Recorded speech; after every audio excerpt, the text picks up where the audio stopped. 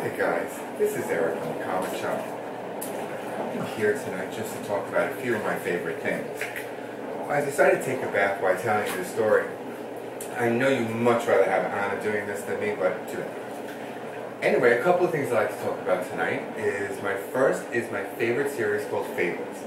I have to thank Mike Candell for turning me on to Fables. It is absolutely unbelievably awesome.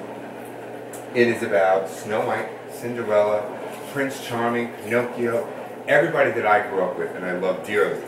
To see them now done in a more adult fashion. Snow White is a bitch and a half. She has her sister Rose Red, which that's the volume I'm up to right now, Rose Red. It is volume 15.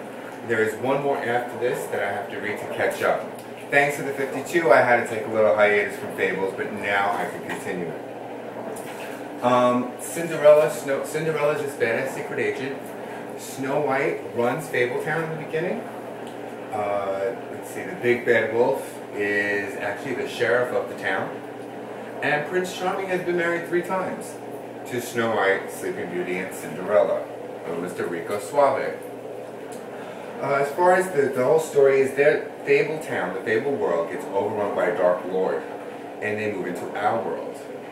And with that, they take over think of all the magicians and all the sorcerers of that Fable universe that we love, the witches and so on. Everybody that we love and we've grown up with, they turn around and they put these spells in New York to kind of make a common New Yorker just see an ordinary city block when it's really this Fable world, where Cinderella has a shoe shop called the Glass Slipper. It's just kick-ass. Anyway, my favorite person in that series is Cinderella. Cinderella, around the rest of the Fables, comes across as that ditzy blonde. But on the side, she's this badass secret agent. And she's a little bit of a whore, which I love. So Fables is just a must-read.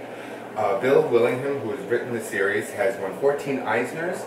Now, keep in mind, I did say that there's 16 volumes so far, and he's won 14 Eisners. So that's quite an accomplishment. Again, I want to thank Mike and Aaron for making me read this.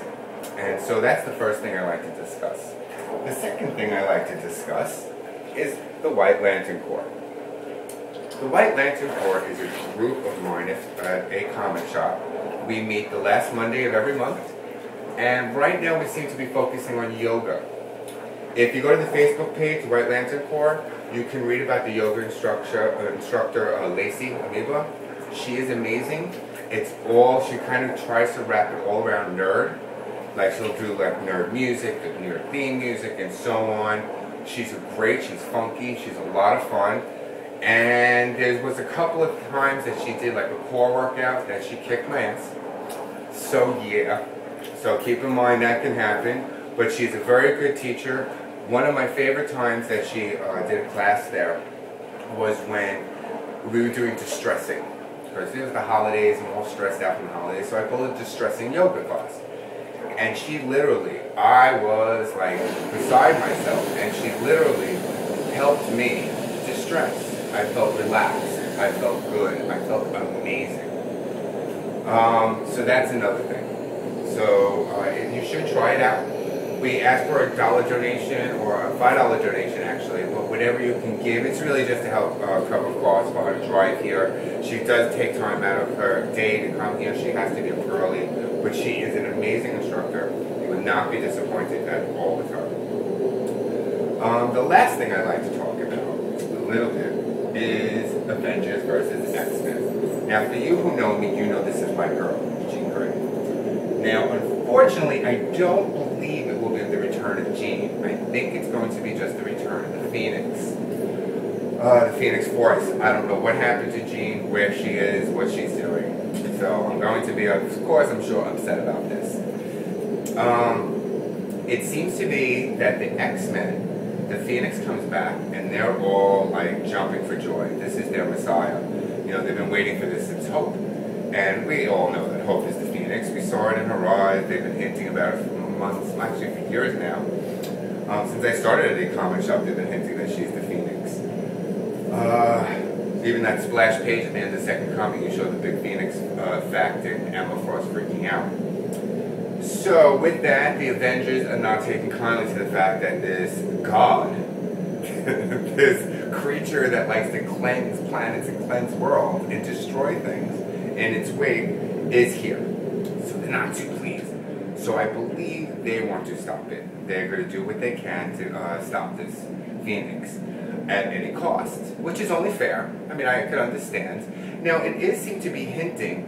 Now, my girl G, she has wore 3 Phoenix costumes. It was the green and gold when she was good, red and gold when she just destroys, and white and gold when she's one with the Phoenix, like she's the perfect Phoenix. So, Iron Fist of the Avengers, they seem to be alluding that he has been channeling all these years the Phoenix Force. Get that crap.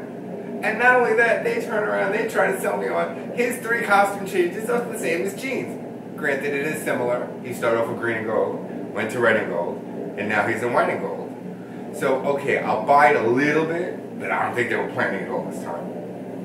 To continue this story as far as Avengers versus X-Men, I hope in the future that myself, Eric, and Oral, who I call the Scarlet Bitch, we'll be doing a video together that we can discuss it more in depth. Since I like to say that he is the Scarlet Witch, or the Scarlet Bitch, as I like to call him, he will be taking the sides of the Avengers, and me, my love, and my passion for Jean Grey, in my world, I think I am Jean, will be taking the X-Men side. So, thank you so much for joining me this evening in my bathtub, and I hope that once again soon we will meet again. Good night.